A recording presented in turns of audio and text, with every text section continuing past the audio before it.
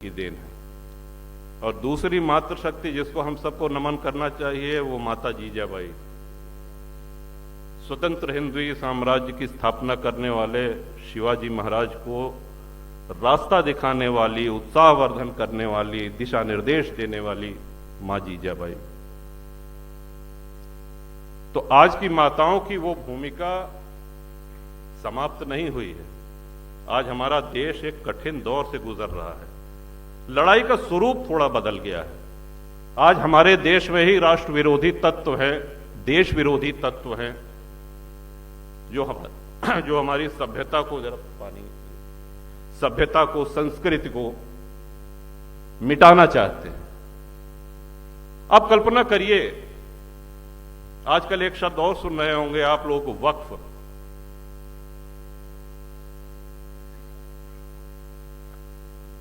ये धरती पे किसी देश में वक्फ बोर्ड नहीं है, सिर्फ भारत में है। किसी भी इस्लामिक देश में वक्फ बोर्ड नहीं है। वक्फ बोर्ड को 2013 में कांग्रेस ने जो शक्तियां दी, जरा उसका भी उल्लेख सुन लीजिए कि वक्फ बोर्ड का निर्णय वक्फ की ही अदालत करेगी। वहां पर जिले की कचहरी, उच्च न्यायालय, उच्चतम न्यायालय, इनका अधिकार, इनका सीमा क्षेत्र समाप्त हो जाता है।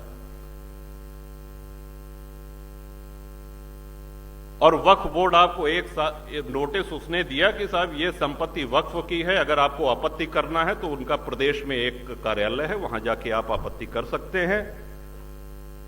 अगर 1 साल में आपने कोई जवाब नहीं दिया तो यह माना जाएगा कि आपको कोई दिक्कत नहीं, आपका घर, आपकी जमीन, आपका गांव, वो वक्फ संपत्ति घोषित हो जाएगा। ये लिखा पढ़ी में है।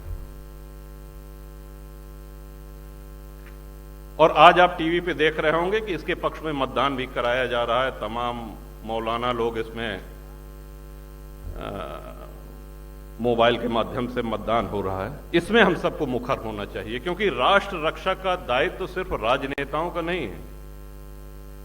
हम कुछ भी रखें, हम घर रखते हैं, अपने घर में हम सफाई करते हैं, उसकी रंगाई पुताई करते हैं, हम गौ पालन करते हैं, तो उसको, गौ माता को भी चारा पानी देते हैं। यहां तक कि वाहन भी रखते हैं तो उसमें सर्विसिंग होती है, तेल पानी भराना पड़ता है, उसकी देखरेख करनी पड़ती है। आज हमारे नेता अगर ये कठिन निर्णय ले रहे हैं तो उनको प्रोत्साहित करने की आप सबको आवश्यकता है, हम सब लोगों को आवश्यकता है। ये राष्ट्र हित है।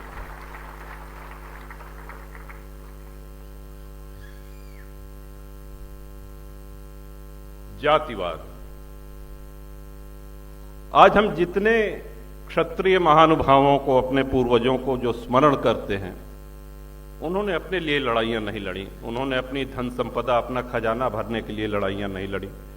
उन्होंने देश की रक्षा के लिए, उन्होंने संस्कृति की रक्षा के लिए तलवार उठाई।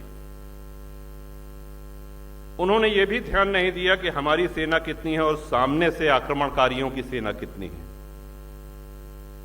विश्व के किसी सभ्यता में, किसी इतिहास में माताओं का जौहर जैसा पराक्रमी उदाहरण दूसरा कहीं नहीं मिलेगा। आप कल्पना करिए क्या माहौल रहा होगा, एक साथ 16,000 रानियां, 16,000 माताएं अग्निकुंड में कूद करके।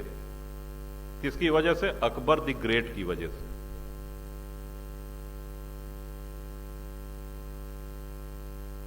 और आज शिक्षा हमको और सुलभ हो गई है। आज ये सब सारी जानकारियां हमको नेट पे उपलब्ध हैं। हमको मुखर होने की आवश्यकता है। पहले हम ये कह सकते थे कि साहब हम कोई राजनेता नहीं है, अगर हम बयान देंगे तो पत्रकार छापेंगे नहीं, छपेगा नहीं, सुनेगा नहीं कोई, कौन पढ़ेगा। लेकिन आज सोशल मीडिया पे तमाम संचार के ऐसे माध्यम हैं जिसमें आप लिख करके, बोल करके अपनी उपस्थिति मजबूती से दर्ज करा सकते हैं। आज आप उन लोगों को प्रोत्साहन दे सकते हैं जो लोग राष्ट्र हित में, धर्म हित में निर्णय ले रहे हैं, बड़े निर्णय ले रहे हैं। देश का बंटवारा धर्म के आधार पर हुआ था।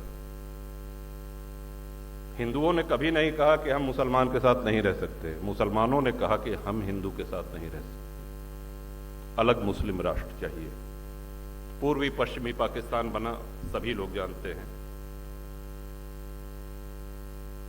लेकिन उस समय एक चिंता व्यक्त की गई, और जो कि बड़ी जायज चिंता थी, और उस चिंता को व्यक्त करने वाले पहले नेता आदरणीय सरदार पटेल थे, जिन्होंने कहा कि इन देशों में जो अल्पसंख्यक, भारत के अल्पसंख्यकों के विषय में तो वो आश्वस्त थे, उनकी चिंता पाकिस्तान और बांग्लादेश में रह रहे अल्पसंख्यक हिंदुओं की थी।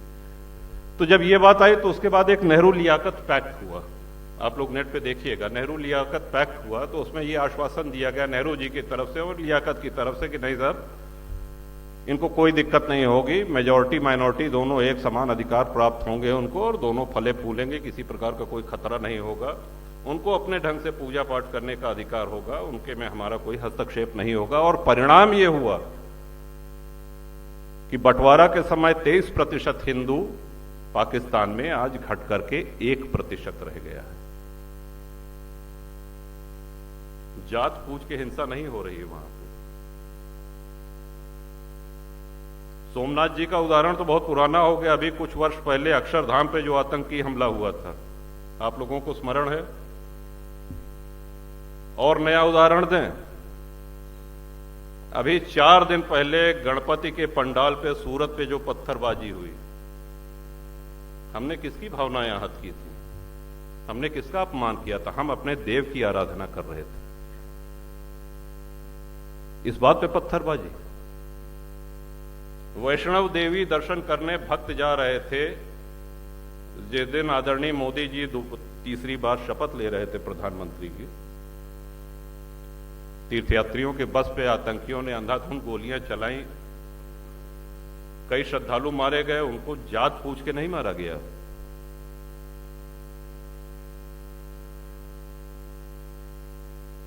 उनके लिए भारत का विध्वंस ये एजेंडा है। और हमारा एक निवेदन, हमारी एक बात बिल्कुल समझ लीजिए कि हमसे ज्यादा सेक्युलर कोई हो ही नहीं सकता।